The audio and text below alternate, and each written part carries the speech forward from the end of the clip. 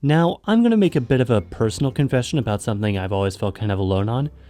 Personally, I've never really cared for sports all that much. Whether it's my American relatives screaming at the TV during the football game, or my European friends screaming at the TV during the football game, I've never really been much into sports. However, the world of sports can paint a picture of the politics of the world and what messages a particular country might want to send, especially if it's the one hosting the games. This can be seen in what is one of the biggest televised events in the world, the Olympics. As the Olympics are being held right now in Tokyo after a year-long delay, because 2021, what are the effects that the games have on the politics of the world and at home? This video is brought to you by Skillshare. Also join the Discord server because those freaks kept telling me to shout it out. The Olympic Games are one of the largest sporting events in the world. With summer and winter versions held every 2 years, these games put a spotlight on the city and especially the country hosting them. The International Olympic Committee, or IOC, officially does not allow demonstrations relating to politics, race, religion, or anything of the sort at any IOC-sanctioned events.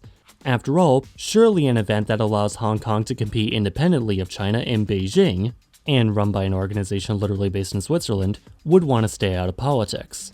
However, perhaps it isn't all that surprising that one of the biggest and most prestigious televised events on the planet hasn't always been able to escape the grasp of politics. Now, first off, possibly one of the most important parts of preparing for the Olympics is choosing which city it will be held in. Every 2 years, cities around the world submit their bids to host the games. If their bids are approved, they are put on a 10-month audit to ensure they have the accommodation and transit infrastructure to comfortably support the athletes, teams, journalists, and not to mention all the spectators. The 2016 Olympics in the Brazilian non-capital of Rio de Janeiro, for instance, saw over 11,000 athletes competing to an audience of over 500,000, during which time roads and transit, hotels, airports, markets, sewers, and everything else had to be able to safely accommodate this vast influx of people. Basically, hosting the Olympics is kind of like playing City Skylines on ultra-hardcore mode. Once it passes the audit, the city pays a fee of $150,000 to the IOC and is now considered a candidate city and is voted on in 3 consecutive rounds by the 115 IOC members who are eligible to vote. After this, a whole series of events kicks off, which, honestly, just watch the Wendover video. As you can maybe imagine though, some of these picks have been a bit more controversial than others. In a famous example, the 1980 Summer Olympics were to be held in Moscow. However, just that previous year, the Soviet Union started to invade Afghanistan, eventually installing a communist-like government in the nation, which sparked international outrage.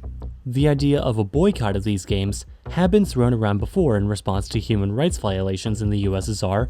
However, in January 1980, the US government issued an ultimatum to Moscow to pull out of Afghanistan by the 20th of February or have the games boycotted.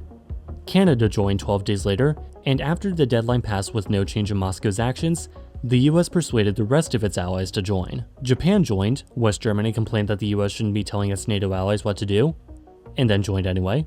And soon enough, more than 50 countries had joined the boycott, with 65 total not participating. The Organization of Islamic Cooperation even made their own separate boycott of the games. Then US President Jimmy Carter even suggested that the games only be held in Greece from then on to keep disputes like this from happening in the future, an idea which the IOC rejected. Boycotting the Olympics is not a decision that always comes lightly though, considering how long athletes spend training for an event on this scale, which only happens every 4 years depending on season. In the case of the 1980 Olympics, 29 of the nations that had joined the US boycott instead competed in the Liberty Bell Classic, held in Philadelphia just a few days before the Moscow Games. However, with the 1984 Olympics being held in Los Angeles, 15 countries then joined a Soviet-led boycott of these games. Taiwan, which regardless of its official sovereignty does still compete in the Olympics, was one of the countries that refused to participate in the 1980 Moscow Games. But not for the US boycott, rather because of how it would be classified. Now, you probably know this place as Taiwan, but the island also has a few alternative names, namely the one Big Taiwan wants people to use, Chinese Taipei. Taiwan was refused official representation in the 1976 Montreal Olympics, as only one China could be recognized as a nation and could therefore compete in the Olympics. In 1979 though, the Nagoya Resolution was enacted to allow China and Taiwan to both compete. Look, I'm referring to them as China and Taiwan just to make things easier, okay? Though predictably, China wanted Taiwan not to have any sort of reference to its national symbols or mention of nationhood. Thus, Taiwan has been referred to as Chinese Taipei, though in this context, Chinese was left deliberately ambiguous, which allowed China to think it meant politically Chinese, while Taiwan can think it meant culturally Chinese. Sort of like the difference between a Chinese passport and Chinese food. Politically Chinese, culturally Chinese. In Chinese, however, the language that is, there is no such ambiguity. It is either Zhongguo Taipei or Zhonghua Taipei, which came to afoot in the 1990 Asian Games in Beijing.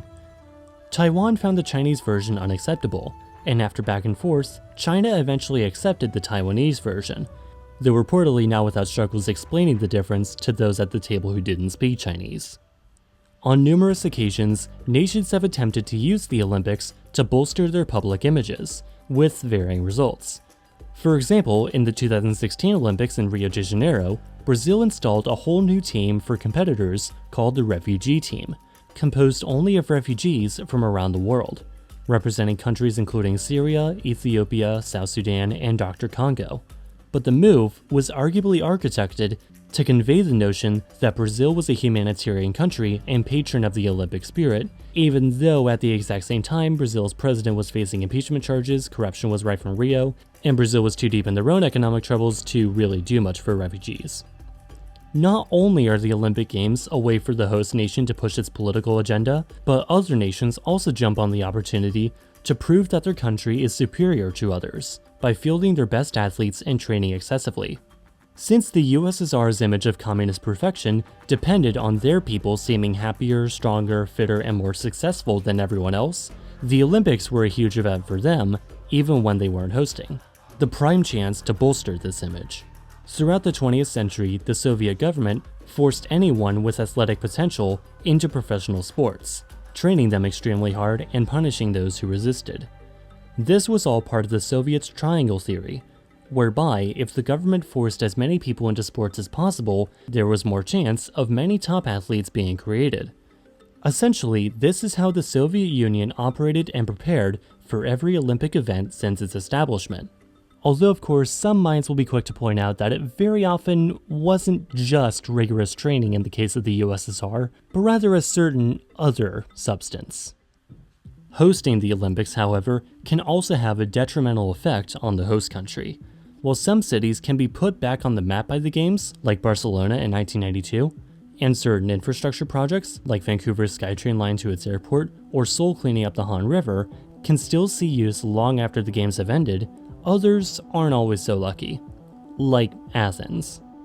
The economic benefits of hosting such an event are usually nowhere near as great as one might assume. Sure, host cities might often generate billions of dollars in revenue, but they usually spend many billions more to host the Olympics in the first place. The cost of making a bid to host the Olympics alone can often total many tens of millions of dollars. Then you have to factor in the cost of the infrastructure required to manage the Games. Additionally, once the Games are over, the host city is typically left with very large arenas and venues with hefty maintenance costs. This often puts the host city in debt throughout the succeeding years. If a nation holding the Olympic Games cannot generate a profit from the events, then often the only real benefit is the prestige and political propaganda that comes from it. It's not hard to see that the Olympic Games are just as much a political competition as they are a sports competition. For decades, countries have manipulated the Games to promote their regimes and impose sanctions on others. And believe me, there are tons of other examples I'm completely skipping out on, especially because one would probably get me demonetized.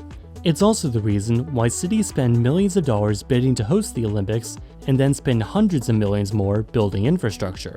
The prestige advantage far outweighs any debt accrued as a result of the event. With the Olympics being held right now, even with strict bans on political demonstrations, there's no doubt that many countries have vested interests in the competition and will use the spotlight to achieve political ends. So if this video's taught you anything, possibly even by how I talked about all the events here, perhaps it's that few things in life are completely safe from controversy. If you want to train to be an Olympic athlete, then Skillshare probably can't really help you all that much with that. But that doesn't mean Skillshare can't help you at all. Skillshare has over 20,000 detailed high-quality courses on everything from health and fitness to Photoshop.